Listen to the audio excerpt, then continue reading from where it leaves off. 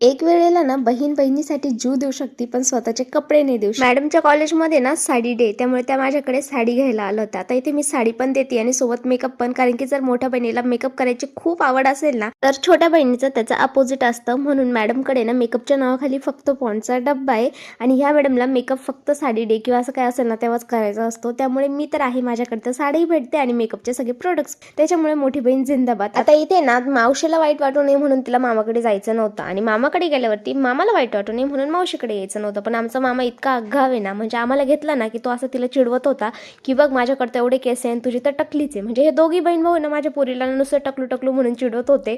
पण माझी पोरगी कुठे शांत आहे, ती लगेच त्याचे केस ओढायला लागली.